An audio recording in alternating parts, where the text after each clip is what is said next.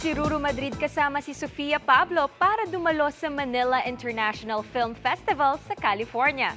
Pero bago niyan, dumaan muna sa intense taping si Ruru para sa Lolong Bayani ng Bayan kung saan may mga magbabalik at bago siyang mga makakalaban. Makichika kay Aubrey Carampel. I'm back! Dolores, Ano po yan, Madam BFF? bumalik ka sa tumahan.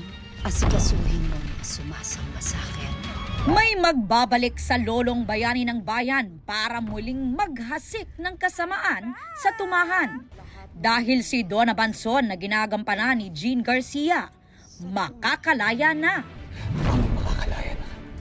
Kasama pa niya si Dolores, ang nagbabalik ding karakter ni Maui Taylor. Lahat ng mga nananalig sa banal na ina, kailangan magsama-sama sa tumahan. Ayon kay Kapuso Prime action hero Ruru Madrid, tiyak na mas maaksyong tagpo pa ang aabangan sa Kapuso Action Series. Sa tinding araw ng mga kinunang eksena, nawalan pa siya ng boses. Sa pugad ng mga demonyo. Una po dyan kung bakit po ako ngayon malat dahil sobrang tindi po ng mga eksena na kinunan po namin these past few days.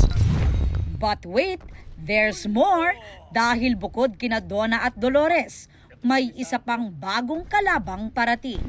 Siguraduhin ninyong itatapat niyo sa akin ang pinakamagaling niyo. Si Lizardo, nagagampanan ni John Lucas, na naging kontrabida na ni Ruru sa Black Rider. Abangan niyo po ang kanyang karakter dito. Magiging maaksyon, madugo.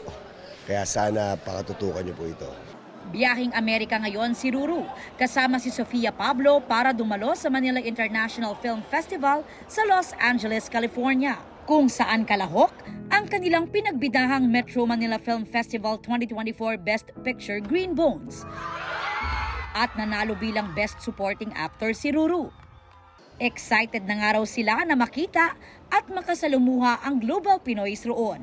Dadalo rin sila sa meet and greet kasama si Kapuso Primetime King Ding Dong Dantes sa konsyerto para sa Filipino event sa March 8 sa Lyric Theater Cerritos Center for the Performing Arts na libreng concert para sa mga Pinoy roon. Kasi syempre, minsan lang naman makapunta ng US since ang layo. So, lalo na ngayon, it's for Green Bones. So, very honored and excited. Di lang dyan excited si Sofia, kundi sa mga aabangang eksena sa prinsesa ng City Jail sa Afternoon Prime. Ayan na, magsisimula ng mabuo yung pagmamahalan ni Princess and Xavier. And syempre, mas tumitin din na rin yung agawan ni Divina, Raymond, and Charlene. Magkakagulo pa sa kulungan. Aubrey Carampel, updated sa showbiz happenings. Tutok na tutok pa rin ang marami sa natitirang ilang linggo ng hit series na My Ilonggo Girl. Lalo ngayong mas tumindi ang pang-aapi kay Tata, played by Jillian Ward. But worry no more dahil makikilala na soon si Tata 2.0. Makichika kay Lars Santiago. Ma'am Margaret, sir, kung maniwala po kayo sa akin, alam ko saglit niyo lang po ako nakilala, pero hindi ko po magagawa yan, hindi ko po magagawa. Di lang napagbintangang nagnakaw ng relos. Tubig! Tubig! Siya pa ngayon ang sinisisi sa pagkalason sa nanay ni Frances, ang ating Ilonggo girl na si Tata. Ano, takot na takot kayo na malaman nila ito to? Bakit naman ako matatakot, ha? Eh kasi ikaw naman talaga yung may pakaranang lahat, di ba?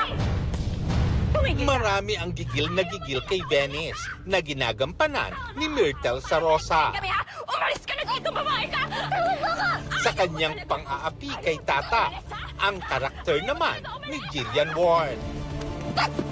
Ayaw mo talaga! Ang episode kagabi, pumalo sa ratings at tinutukan ng maraming kapuso. Magiging mas malupit sina Venice at ang kanyang pamilya. Pero, syempre, hindi na magpapaapi si Tata. Hindi mo na ako makakayantayanan ngayon.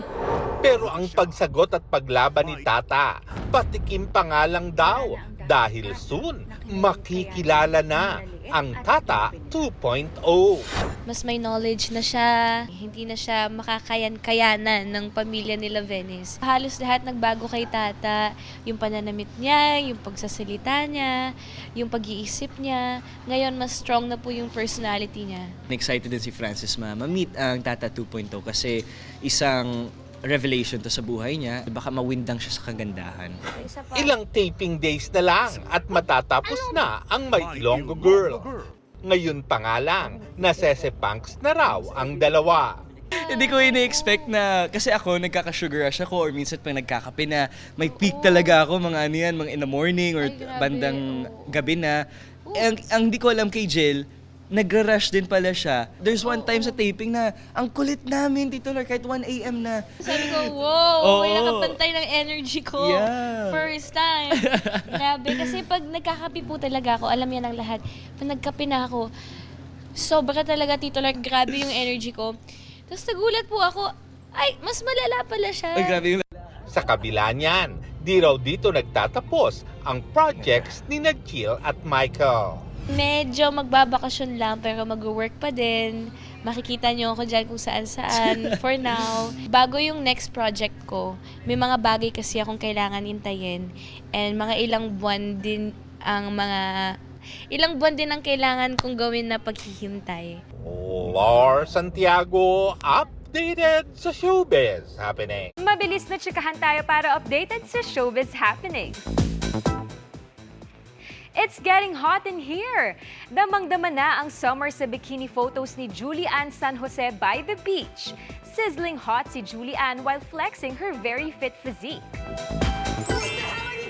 Sumakses talaga ang youth-oriented show na Maka dahil after 5 episodes, nakakuha na ito ng 90 million views online. Pati sa TikTok, trending din ang mga videos ng Maka cast.